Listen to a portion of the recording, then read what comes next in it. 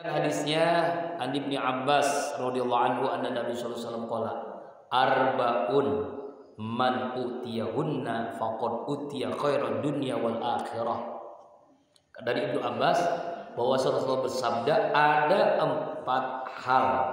Siapa yang diberikan 4 hal ini, maka Allah akan memberikan kebaikan di dunia, kebaikan di akhirat. Kan kita kan doa itu apa doanya kan? Rabbana atina fid dunya hasanah wa fil akhirati hasanah wa qina azab. Bagaimana caranya kalau punya 4 nih? Punya 4. Punya berapa, Bu? 4. Pertama, qalban syakiron. Hatinya selalu bersyukur. Selalu bersyukur. Hidupnya selalu bersyukur. Punya uang gak punya uang, punya hutang gak punya hutang, selalu bersyukur. Sehat sakit selalu bersyukur. Punya anak gak punya anak selalu bersyukur.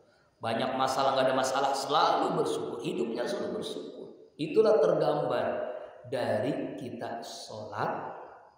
Ketika sholat, rukun sholat baca Al-Fatihah. Dalam Al-Fatihah setelah bismillah membaca apa, Bu? Alhamdulillahi Rabbil alamin. Kita sehat, Bapak Ibu sehat, lagi sholat membaca Alhamdulillahi Rabbil alamin. Lagi sakit membaca Alhamdulillahi Rabbil alamin. Lagi banyak hutang membaca Alhamdulillahi Rabbil alamin. Hutangnya lunas, Alhamdulillahi Rabbil alamin. Lagi nyari jodoh, Alhamdulillahi Rabbil. Dapat jodoh, Alhamdulillah. Lagi sulit rezeki, Alhamdulillah. Lagi banyak rezeki, Alhamdulillah. Jangankan begitu, Bapak Ibu. Misalnya nih, orang tua kita meninggal dunia, lalu kita menjadi imam sholat jenazah, ya, imam sholat jenazah. Kita membaca setelah takbir pertama Al-Fatihah. Dalam Al-Fatihah setelah bismillah apa? Alhamdulillahi Rabbil. Selalu alhamdu apapun yang terjadi. Kenapa alhamdu? Karena yang ngatur lillah. Kenapa lillah? Karena sungguhnya Rabbul Alamin, dialah penguasa alam semesta ini. Itulah diajarkan lewat sholat. Selalu bersyukur, Bu. Pentingnya selalu bersyukur. Ini mungkin saya ulang lagi cerita kisah menarik. Orang kaya raya, uangnya berlimpah, uangnya banyak sekali. Ya Allah, uangnya berlipat-lipat, rumahnya bertingkat-tingkat. Ya kan, mobilnya mengkilat, istrinya cantik memikat, bahkan jumlahnya tapi hidupnya kiamat. Pusing terus, resah, gelisah terus. Suatu saat dia ingin mencari tanah. Memang dia tuh selalu ingin memperbanyak harta lah, ingin nambah terus. Seperti ada yang ketangkep tuh ya kan pensiunan dari sebuah lembaga kan.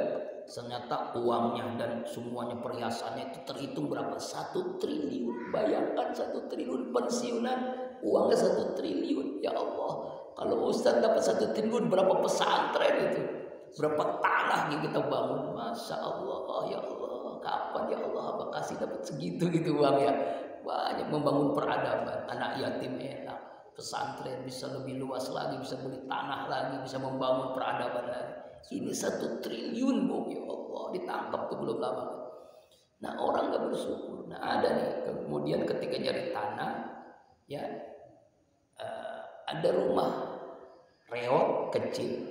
Ya, ini mungkin penjaganya ya, nggak mungkin kalau punya rumah, punya tanah ini. Lalu dia mau bertamu. Ketika mau bertamu, orangnya lagi sholat duha. Dia tunggu dulu, Pak.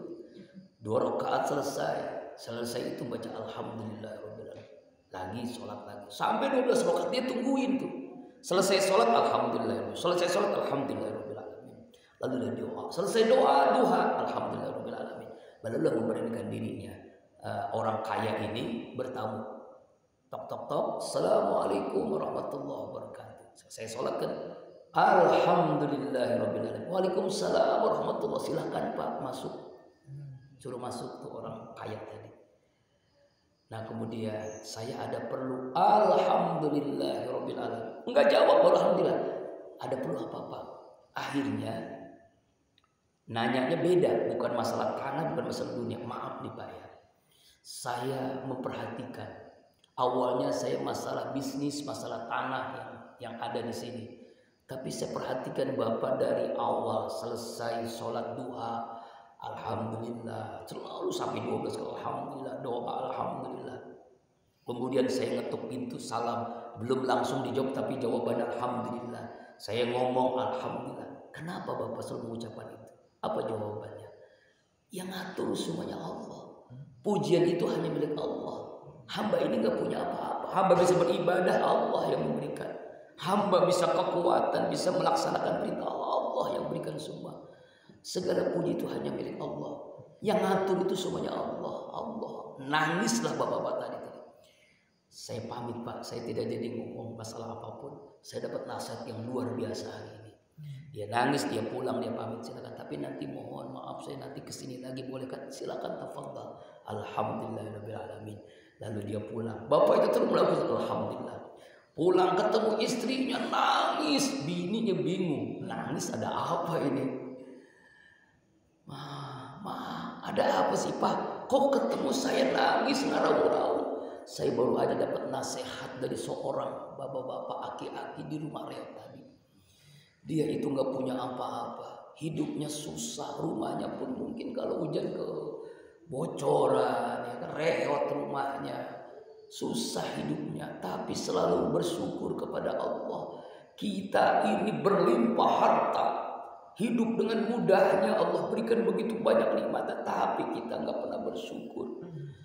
Allah berikan begitu banyak nikmat, Allah berikan begitu indahnya dalam hidup kita. Kita nggak pernah mengucapkan alhamdulillah seperti Bapak tadi. Mungkin alhamdulillah tapi selintas lalu. Allah Akbar, nangislah. Ini yang selama ini kita cari. Kenapa hidup kita gelisah? Kenapa hidup kita susah? Walaupun berlimpah harta, karena kita nggak pernah bersyukur.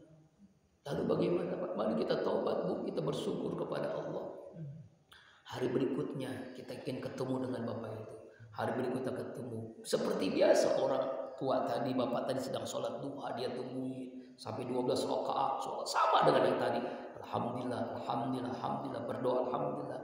Ketuk pintu, assalamualaikum, waalaikumsalam, alhamdulillahirabbil alamin. Silakan Pak masuk. Wah sama ibu ya. Maaf Pak, saya baru dapat nasihat apa? Saya nggak pernah berikan nasihat. Justru nasihat yang Bapak berikan itu luar biasa, yang selama ini kami cari. Bapak jangan tersinggung. Maaf Pak, saya punya rumah banyak, apartemen banyak, kendaraan banyak, uang berlimpah. Sekarang maaf Pak, mohon Bapak kesediaan tinggal di rumah yang Bapak inginkan. Ya, silahkan 24 jam, Bapak nggak usah pikirkan. Mobil siap 24 jam dengan supirnya. Bapak mau makan apa setiap saat kami akan berikan. Pokoknya yang penting Bapak doakan kami, doakan saya, doakan istri saya. Allah, apa ucapan Bapak tadi? Tetap sama. Alhamdulillahirabbil alamin. La in syakartum la azidannakum wa la in kafartum inna azabi syadid. Jika kalian bersyukur pasti Allah tambah. Syukur lagi tambah lagi. Syukur lagi tambah lagi. Maka yang pentingnya kita selalu bersyukur Bu. Kita ini udah kaya raya. Al-ghina ghina, orang yang paling kaya itu orang yang paling banyak syukurnya. Coba saya tanya, ibu punya mata nggak berkedip, gimana Bu? Mau nggak Bu? Saya kasih uang 100 juta, tapi ibu punya mata nggak berkedip, gimana? Mau nggak Bu? Mau duitnya kan? Ya nggak mau kan? Punya hidup, 2 lubangnya ke atas, diganti dengan uang 1 miliar, mau nggak Bu? Repot kita musim hujan begini. Iya. Punya mulut nggak ada lidahnya, mau nggak Bu dikasih uang 1 triliun? Punya apa? Punya telinganya nggak bisa dengar. Punya apa lagi? Waduh ya Allah. Wa in ta'udu nikmatallahi la tuhsuha. Jika kalian menghitung nikmat Allah, nggak terhitung nikmat Allah. Kadang kita malu sama Allah, malu bersyukur, nggak pernah bersyukur kita.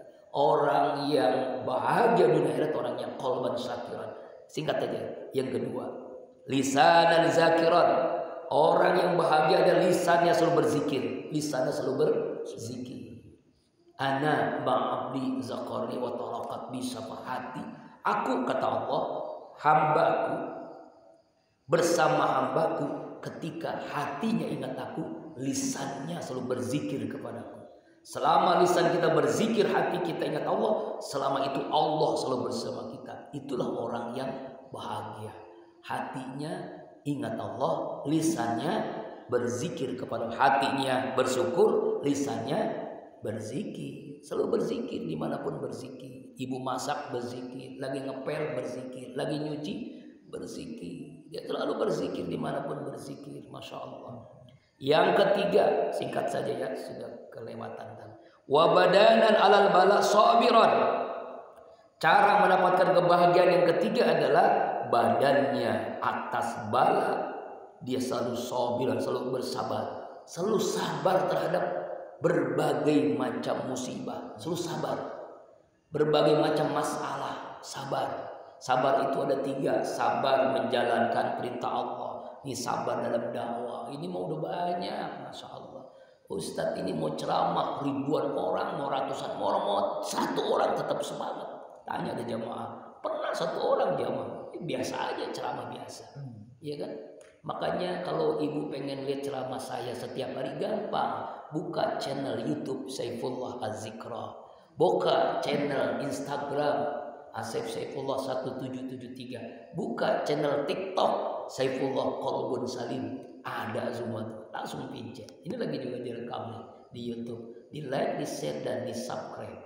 Insya Allah setiap hari bisa dengerin ini.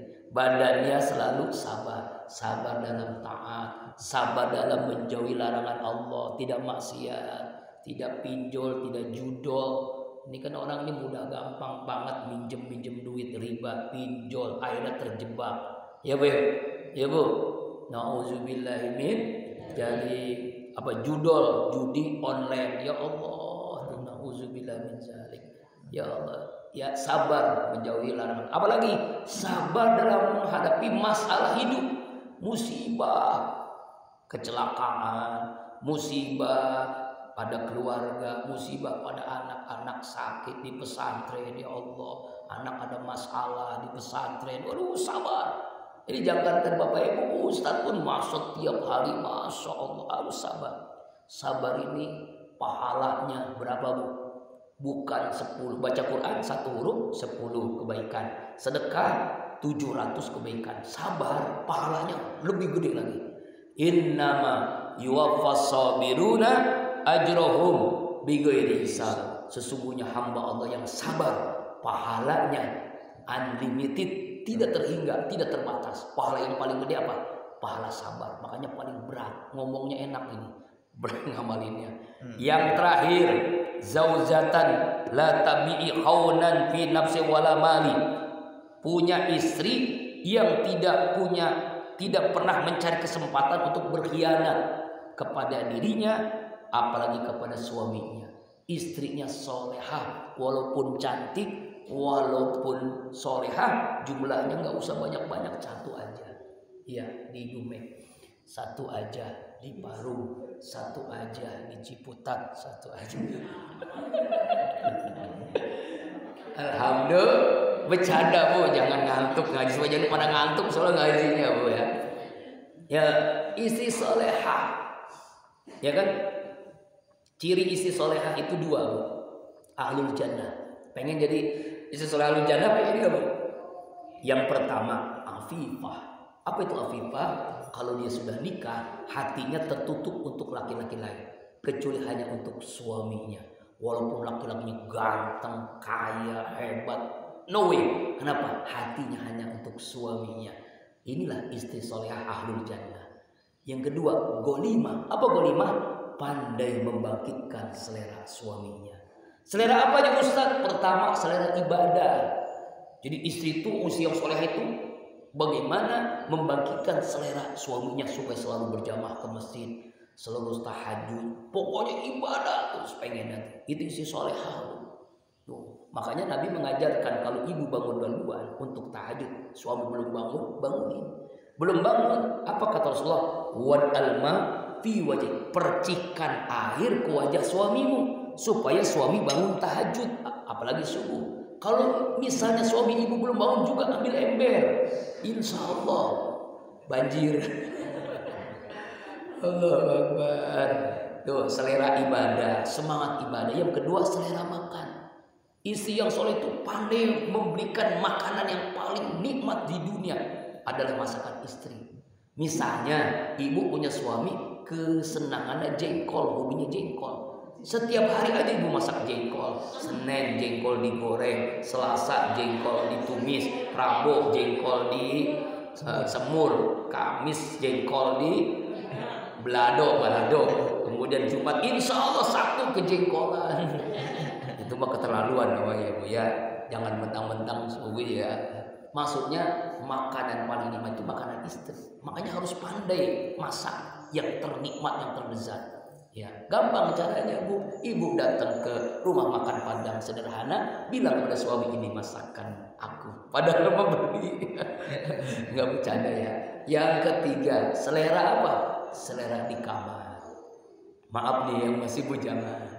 Jadi pandai membaikkan selera suaminya. Suami baru pulang langsung dibawa ke kamar, ngapain? Ngulek sambal. Ya Allah, ini kadang-kadang maaf suami udah DM batuk-batuk, pura-pura tidurin anak, cucu, pura-pura rapin kulkas pakaian, ngomong nih, ini udah tua-tua masih ngomong, masih pengen banget. Jangan Bu, itu ibadah, pahala, ampunan dosa, insya Allah. Ajak duluan suami, ngapain? Ibadah. Paham Bu ibadahnya Bu? Ibadah. Kalau di luar tertutup rapat, kalau di dalam kayak jamblan. Ya, itulah istri soleh. Bener Bu. Enggak, ini mah bener, ini mah ngomong. Ini mah kan beda. Ke dalam, keluar pakaian seksi, ke dalam sama suami ketat banget, rapat banget. Pakaian 5 lapis, training, kaos kaki, minyak angin, balsem, nauzubillah min. 4 yang menyebabkan bahagia. Pertama, hatinya selalu bersyukur, Rabbi hamdina sholihin, Rabbi hamdina sholihin. Yang kedua, lisannya selalu berzikir. Yang ketiga, apa Bu? Sabar terhadap menghadapi masalah hidup. Yang keempat, punya istri walaupun cantik, soleha, insya Allah. Mari kita berzikir, semoga Allah bahagiakan kita dunia dan akhirat.